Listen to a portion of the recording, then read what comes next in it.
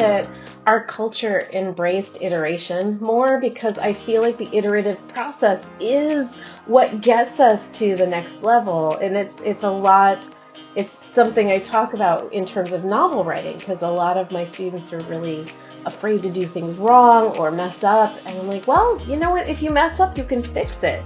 And once you fix it, you've learned something. So go ahead and embrace the mess and keep going. There's a museum in Sweden that is dedicated to failure. There's a failure museum in Sweden, and someday I'm going to go visit it, because I feel like we can learn so much from what doesn't work. Hey everyone, in this episode of She Lights the Way, I'm sitting down with award-winning sci-fi and fantasy author, teacher, and self-proclaimed battle poet, Fran Wilde. From her journey embracing failure to the magic of making messes, Fran shares how curiosity fuels creativity and how storytelling transforms both its characters and its audience. We also dive into her upcoming novel, A Philosophy of Thieves, and the unique questions it poses about humanity and technology. Join us for a bold and inspiring conversation that will leave you ready to embrace your own creative messes. Fran, thank you so much for spending time with us today. Can you tell folks a little bit about you? Okay. Hi, everyone. I'm Fran Wilde. I am mostly a science fiction and fantasy writer. I also write nonfiction. I teach. I do a little bit of programming, not as much as I used to. I'm a former geek mom, which is how I came to be on this podcast today, because the Geek Moms kind of introduced me to the podcast, and I'm super excited about that. My Instagram profile says I am a 2-time Nebula-winning World Fantasy Nebula and Hugo finalist battle poet. My pronouns are she, her, and I'm currently teaching at the College of St. Mary's, or St. Mary's College in Maryland. I write novels, poetry, short fiction, and occasional shenanigans. And not unlike the woman who introduced us, Ruth Seeley, you do so much, Fran. Can you talk about some of the pivotal moments that landed you where you are today and all of what you're doing? I don't know that there was necessarily one pivotal moment. I pivot a lot, and that word has picked up extra meaning since the pandemic. We were all pivoting, right? We were all trying to adjust to strange new directions. But for me, I had great teachers all through high school, including one or two who tried to convince me to do math. And I'm sorry, Mr. Moss, it's still not happening. But generally speaking, I loved art, I loved science, I loved writing. And I was the kid in high school who the principal would walk by and be like, "Hey, Fran, when's your book coming out?" And I'd be like, "I don't know, but I'm working on it." And I did work on it, but I never finished anything, because nothing was ever good enough. I could finish stuff on deadline I wrote ad copy. I was a science writer for a number of universities, Loyola College, the Whiting School of Engineering at Johns Hopkins. And I came by that honest because my family is all engineers, so I was the one who could spell. And I sort of helped them edit their things. So when it came to writing articles about scientists, that was a nice fit for me. But I was still sort of looking for what really was exciting and fun. And that turned out to be writing my own book. And that took a long time, especially because I wasn't finishing anything. It's amazing how little traction you get when you don't finish things because they're not good enough. So around, I don't know, I guess I was 21 or 22, and I had just started my first master's program. I took an MFA in poetry at Warren Wilson College. I had fantastic teachers there. I loved it. And I left, I graduated and started teaching, and loved that too. That was so much fun. I taught at a school for the arts. I taught poetry and the study of poetry sort of along the lines of the way that I had been taught at my MFA. And that wasn't quite as fulfilling as I thought it was going to be. It didn't fill everything. It wasn't like all encompassing. So I went back to school and I got a master's in information architecture and interaction design, which included a focus in typography and layout. But what I really loved, I discovered, was programming, and not, I tried really hard to do the scientific coding but my jam was web design, interactive websites, which were really big. And then like the last millennium, I know they're not cool anymore, but that's where I kind of cut my teeth. And I picked up 6 or 7 languages. It was really fun. It was really interesting because suddenly I could make things do stuff. And I thought, that's cool. This is what is kind of where I want to go, but I still want to write. And I was trying to figure out how that all worked together.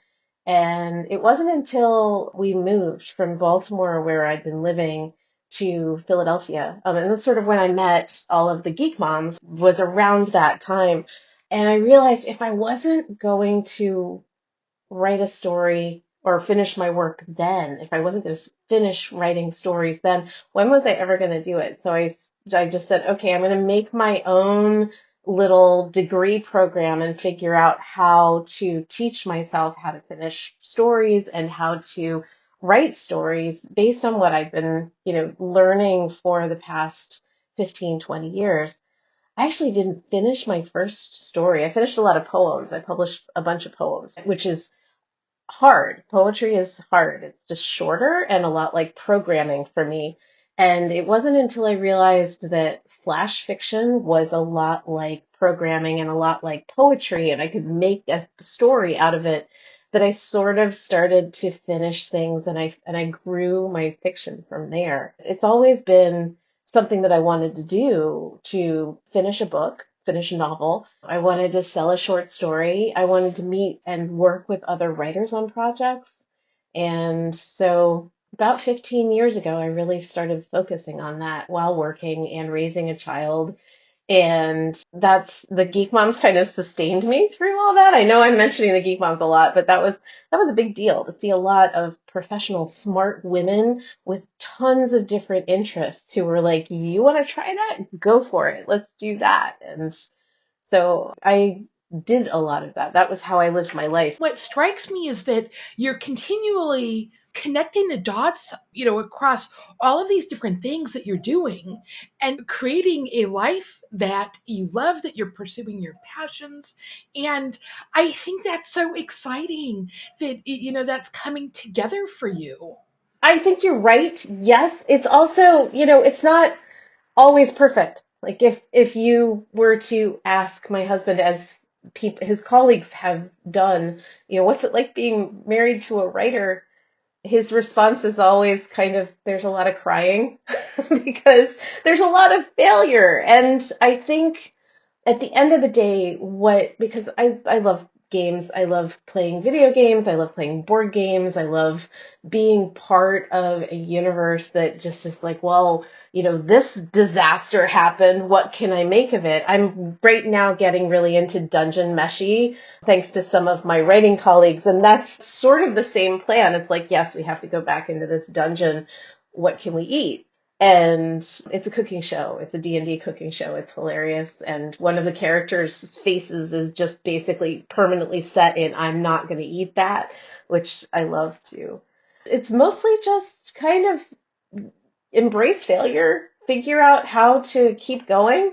And that works really well in the arts because there's a lot of no in the arts. There's a lot of, you're not quite there. A lot of, failure is not quite the word I want to use, but just sort of, you need to level up a little further in order to get to wherever you're going. And I kind of embraced that and just kept going. Wow, you're on this search for perfection. And if we always are on that search for perfection, it hinders our progress. I would love to hear how you overcame that, because I think many of us are in that same boat. How did you overcome it, on your journey? I had great teachers, and I try and pay that back by being a great teacher as well. Teachers who didn't tell me ever that there was only one answer. They always said, make a mess, see what happens, and try something new. If this isn't working, if you're not getting your message across this way, try it a different way. And that I took with me through just about every job I've ever had and every class I've ever taught. Making up my own curriculum, it becomes kind of a game. I'm like, well, what am I interested in? Because if I'm interested in it, the students will be. And how can I bring as much knowledge and fun to it as possible? It's also my strategy for tough times too. When I get hit with, when I get walloped with something or things are going bonkers, I tend to figure out where's the craft cart, where's the glue, where's the computer motherboard, and just figure out what I can make that'll make things at least feel better in some way or another. I did a lot of sewing during the pandemic. I made my own Nebula's dress because we were locked down and all I wanted was a dress that had unicorns and spaceships on it. And I found some fabric on Spoonflower and I ordered it and I cut the thing out on my bed with no pattern and ended up with a pretty decent two-piece ball gown that was like halter back, and it was nuts. And I did make a mess, but it worked. Like, what do you want? What do you hope for and dream of? Because there's no time like the present to start trying for that. And, be prepared to fail and embrace the failing because that means you're trying. Yeah, and I love the whole message around, the magic is in the messes, The right? magic is in the messes, definitely. Also, anybody that comes back with me the next time that I'm sad about some sort of failure and says, embrace the fail, I will find you. I will be so mad. Kidding, I won't. But I just heard myself saying that and I'm like, yeah, it sounds really good when you're in a good mood, but it sounds awful when you've just been like, thank you for your submission. Please, please move along. But it's still, just figuring out yeah, that sucks. That's terrible. What's the next thing I want to do? It's how we respond in those moments, right? And what I've often found is that when I'm going through a tough time like that, whether it's failure or difficulty, what I've often found is that that's where my growth has happened. And then I can get to the other side of whatever it is, right? And look back and say, wow, yes, it was really painful, or it was really awkward or difficult or uncomfortable. But that's also where I've grown the most along the way. And so it's that appreciation really for, looking back and going, oh my gosh, look, like that was really cool. I mean, I know it wasn't in the moment, but now it is, now that I'm able to look back and see I made it through and I'm on the other side now. And how cool now is that to look back and see whether I survived through it or now I'm thriving, right? But to have the appreciation for those messes. Oh, definitely, definitely. And I feel like you mentioned perfectionism before, and I wish that our culture embraced iteration more because I feel like the iterative process is what gets us to the next level. And it's something I talk about in terms of novel writing because a lot of my students are really afraid to do things wrong or mess up. And I'm like, well, you know what? If you mess up, you can fix it. And once you fix it, you've learned something. So go ahead and embrace the mess and keep going. But also, listen to yourself and listen to your peers. And if you are making a mess, maybe, check the edges a little bit and figure out how to write it a bit. There is an amazing science fiction writer. She's got a new story in Lightspeed named Marissa Lingen. And she and I have talked a lot about iteration, and she brought up the fact that there's a museum in Sweden that is dedicated to failure. There's a failure museum in Sweden, and someday I'm going to go visit it because I feel like we can learn so much from what doesn't work. I mean, that's scientific method, right? Is you figure it out by figuring out what doesn't work. So maybe pitch perfectionism for iteration. Yeah, I love that. It reminds me of a book that I used to read to my son when he was younger called The Beautiful Oops, and the beauty that happens in the mistakes that you make. It's a great book because it really is about iteration and not pummeling ourselves for the mistakes that we made, but seeing the beauty that came out of those mistakes. I think if we're constantly worried about doing things wrong, we're not allowing ourselves to grow and we're not allowing each other to grow. There is a really important moment of where we can grant ourselves and each other some grace and say, it's okay, I'm gonna learn from that, I'm gonna move on. So, as an author, can you talk about your latest work and how you arrived at that and what the process was like? Oh gosh. Yes. So I mentioned before that one of my goals was I really wanted to write a book. I wanted to finish a book, and that was a goal I finished my first novel in 2013, so 11 years ago. And since then, I've published 9 books and about 85 professionally published short stories, along with book reviews and lots of blog posts. I've run a podcast. I've done all sorts of creative things.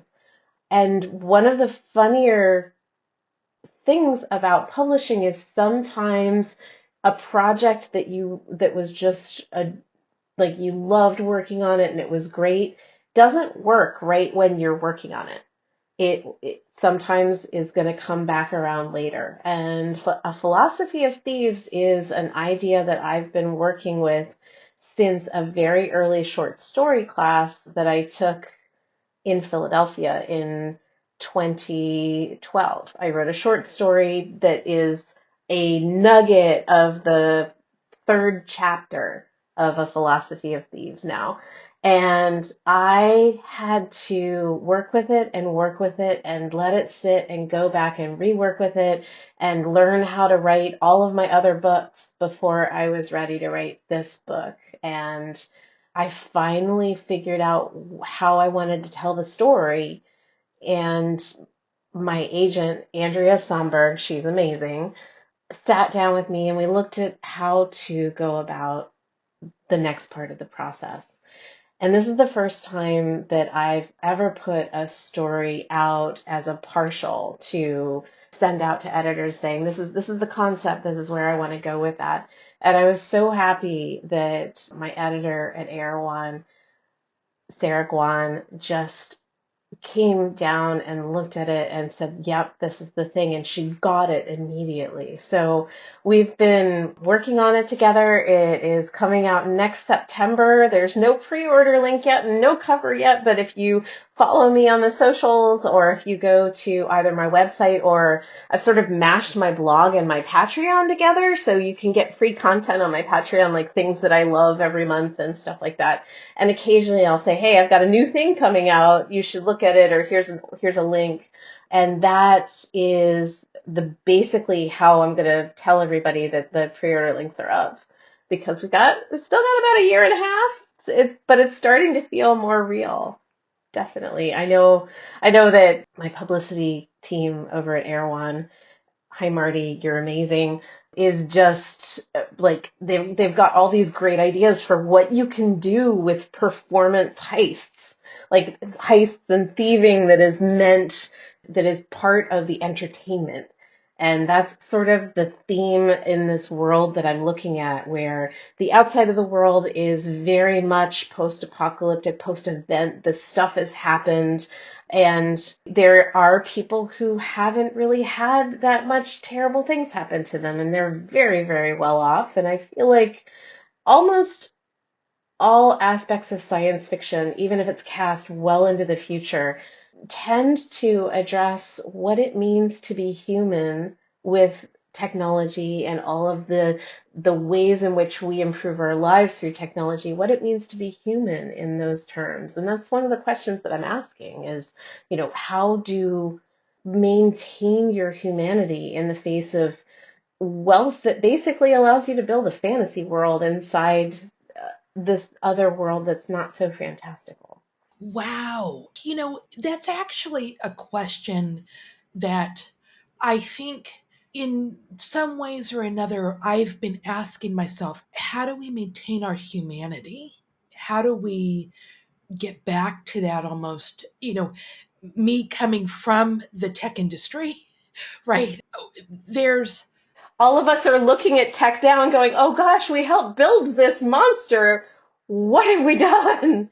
Yes, what have we done? Oh my goodness. I can't tell you how many times I've talked to my husband. We're both in the tech industry, and how many times, you know, on a weekly basis, really, it's become because we have two 13-year-olds, a son and a daughter, and we look at how they communicate with each other, right? I've watched this movie called The Social Dilemma, and where you actually, it's sort of a cross between fiction.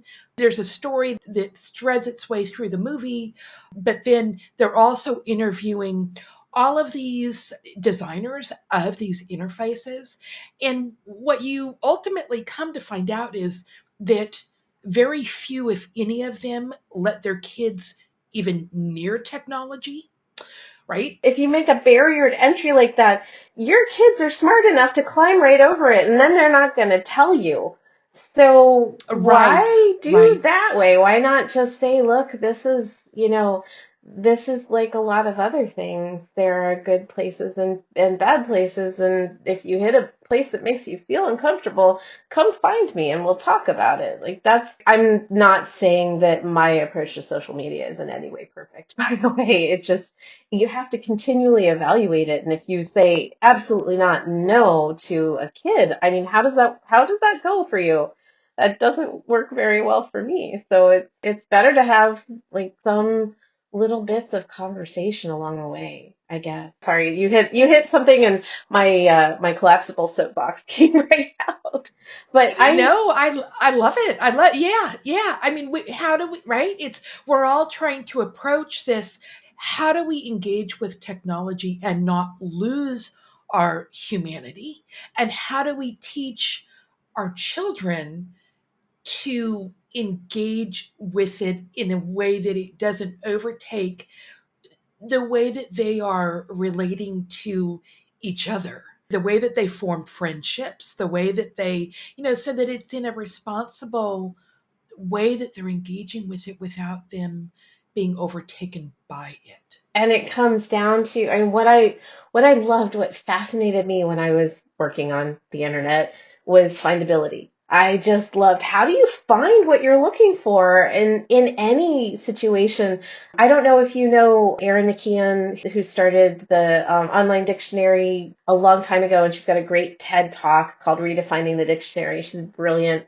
It's findability and sort of happenstance in the same idea, because it's not just going directly to the thing you're looking for, but also bumping into things that you're also interested in because you didn't know they existed, or what you're looking for is almost impossible to find. That fascinated me, but it turns out that the real, finding things that are real, finding people that are real, and that you can connect with and form a community is just as hard. And I don't think it was easy before the internet. I think it was difficult to do. I mean, if you look back to the movies of the 80s, it was really hard to find community. But now, with everything being focused on perfection, it really does feel like if we're trying to project our perfect selves all the time, and then somebody's coming along and monetizing not just the projection of the perfect self, but the development of the perfect self, then we've got a barrier to finding community that we're actively building at the same time. At the same time that technology is making things easier and improving our lives, it's also bringing real issues that, I feel like we're all working through together to get to this. How do we responsibly engage with it without, I guess, the downsides of it? But One of the things that I love about telling stories through art, through fiction, through podcasts, different things like that, is that it really does help people problem solve in different ways. It helps people figure out how to exist in the current situation or how they might want to exist in the current situation, which is important because I'm trying to figure that out too. You bring up such a great point.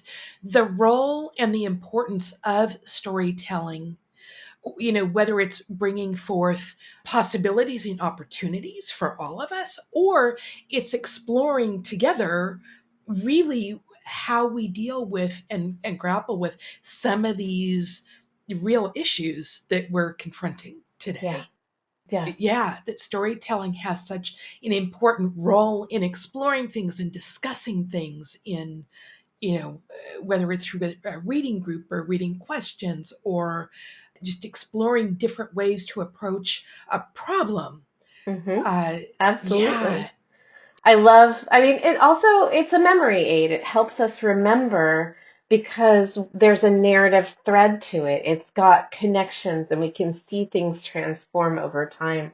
I love asking students, why do you tell story? Why would you want to put yourself out there with a new story that people can, give you feedback on and things like that? And their answers are always so interesting. I love asking them that question. And then I wait for a little while, usually a day, and then I come back and say, okay, so I know now why you want to tell stories. Why do you read them? Why do you participate in stories? And their answers are often quite different. Why they would be an audience for a story versus a creator of a story. And that question, that two question side gets them thinking about the fact that they are both creator and audience in a lot of their lives. And it just generates some really interesting questions. I love it.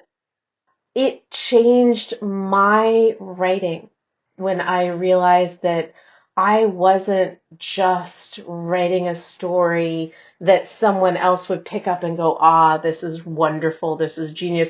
I needed to be writing a story that was really engaging for the audience, that transformed and transported them as much as it did the characters.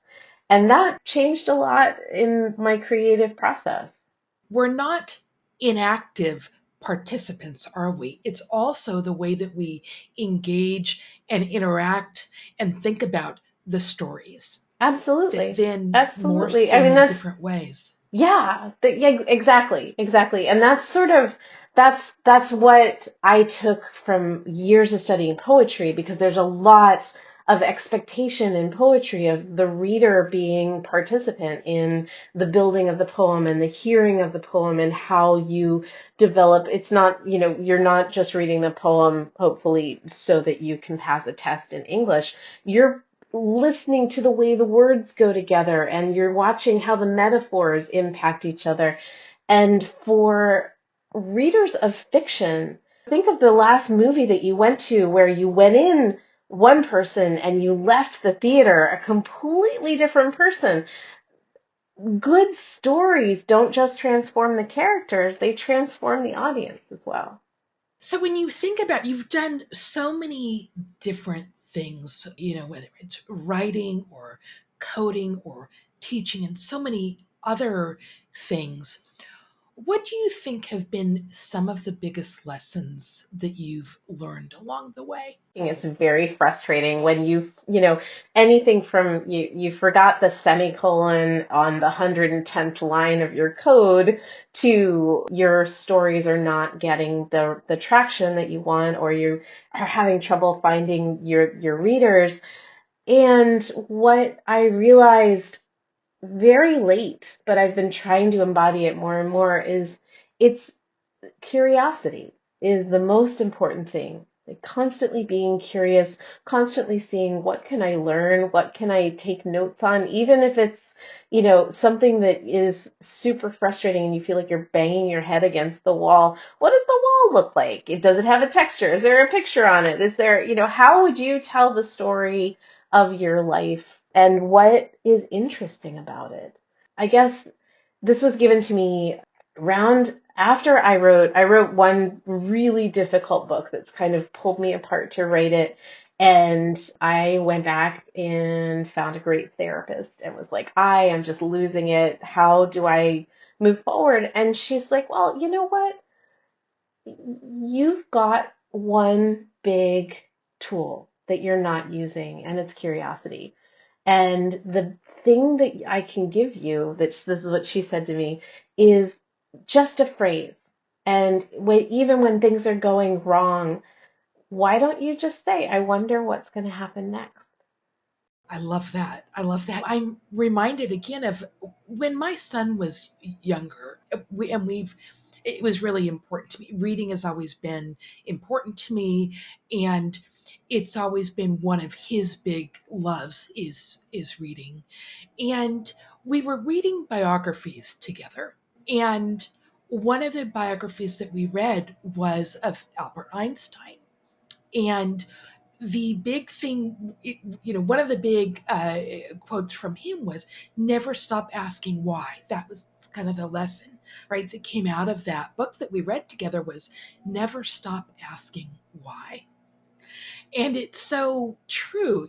I've asked myself even what's attractive to me about storytelling or bringing these stories forth, or any of this, and why was I attracted to biographies as a young girl, right? And I think it was always that question, right, that curiosity, that you become this continuous lifelong learner of continually expanding your boundaries. That's also one of the reasons that I love travel, right, is always being curious about the world around you. Absolutely. In talking about your inspirations, and what you've learned over the years, I would love to ask you, what does She Lights the Way mean to you?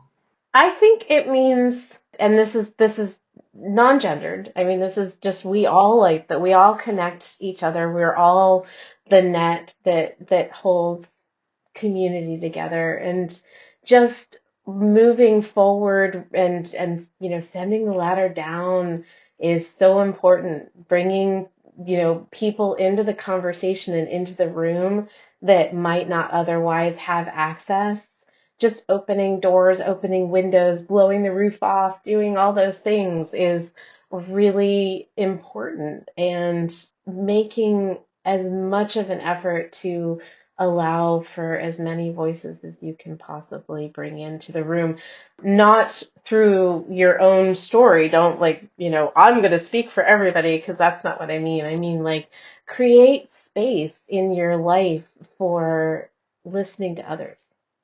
And I think that's part of how bringing light into the world, and lighting the path forward. My path has been all over the place, and sometimes it gets very, very dark in there, and people have been like, hey, I've got an idea. Have you tried this? And they're lighting the way for me. So I think it's a group project. It's a group project, it's a community project. And I love that you said it's non-gendered, because one of the things that I have been thinking about is I've had so many different mentors and allies, advocates and sponsors along the way. And many of them have been men, including my husband and so many other men who have lit my way, that I'm really thinking about how do we bring them into the fold, and into this community. Well, and I think that, broadening it even further and saying it's not just a binary. There are so many different kinds of people that we can allow into our world. And I think that allowing allowing as much breadth and depth of conversation and community, and not limiting things, is really important to me. Yeah, me as well. Yeah. I cannot thank you enough for being here today and for just spending time with us and sharing your insights with us. Thank you. Well, thank you for having me. This was a delightful conversation. I have really enjoyed going back into your backlist and reading and watching some of the other interviews. And I hope if you're watching today, you will go and listen to what Nicole and her guests have to say elsewhere as well. Thanks for joining me for this insightful conversation with award-winning author, poet, and teacher, Fran Wilde. I especially loved our exchanges about the importance of embracing failure and iteration, how curiosity can be a tool for growth, and the magic of making messes to unlock new possibilities. I'd love to hear what resonated with you. Share your feedback on any of the social handles for the project, or drop me a note at nicole@shelightstheway.com. To learn more about Fran's work and her upcoming novel, A Philosophy of Thieves, visit her website or follow her in social.